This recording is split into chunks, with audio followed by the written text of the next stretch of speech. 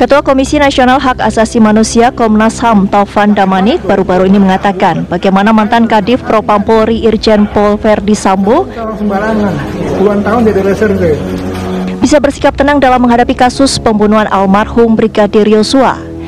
Dalam pernyataan Ketua Komnas HAM Taufan Damanik yang saat ini menjadi viral di media sosial menyebutkan bila Verdi Sambo bukanlah orang yang bisa dianggap remeh. Semua pihak perlu berhati-hati, terutama para penyidik yang menangani kasus ini. Sambo yang kini menjadi tersangka kasus pembunuhan Brigadir Yosua pernah menjadi reserse puluhan tahun. Sambo memiliki 1000 cara untuk mencari jalan keluar sehingga berpotensi terbebas dari jeratan hukum.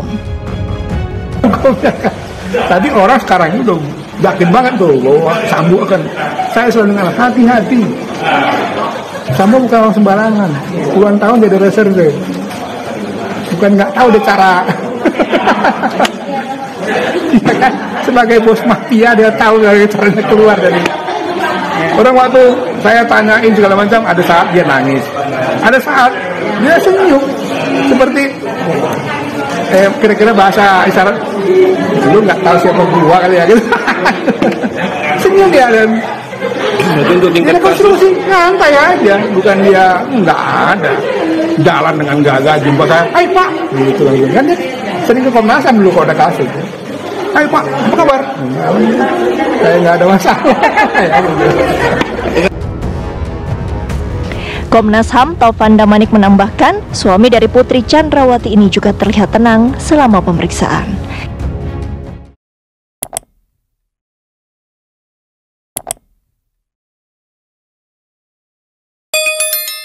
Adu kuat Verdi Sambo melawan Kapolri.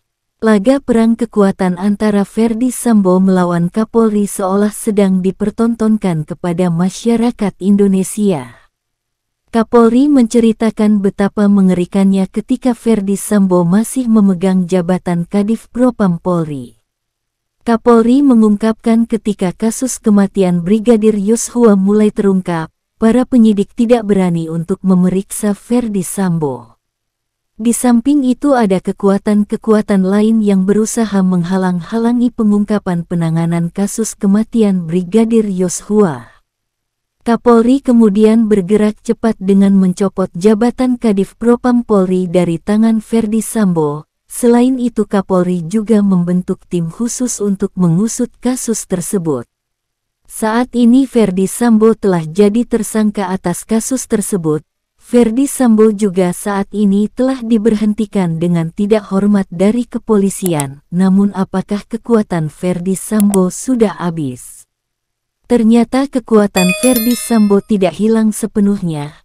Bahkan kekuatan-kekuatan yang mengelilingi seolah-olah terus membentengi sang mantan Kadif Propam tersebut.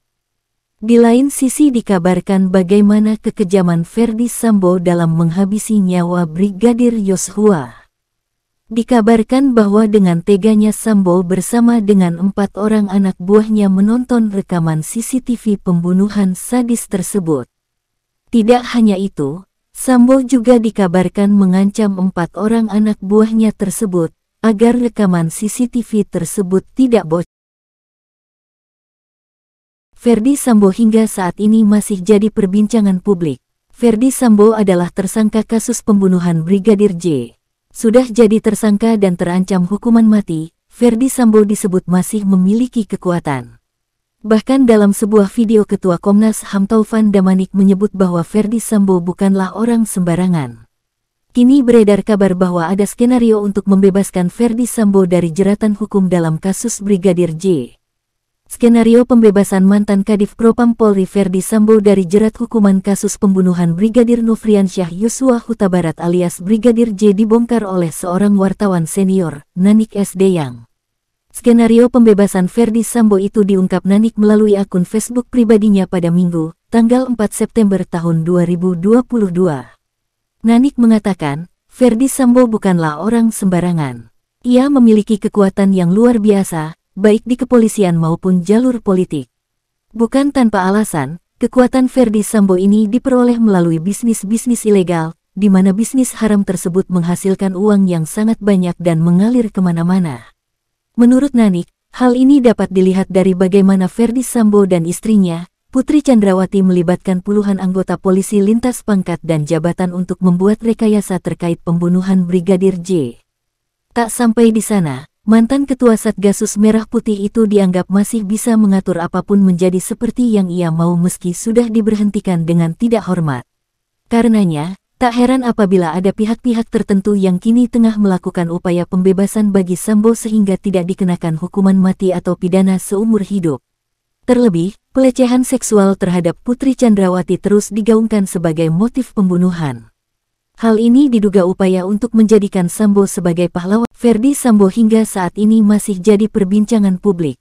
Ferdy Sambo adalah tersangka kasus pembunuhan Brigadir J. Sudah jadi tersangka dan terancam hukuman mati, Ferdy Sambo disebut masih memiliki kekuatan.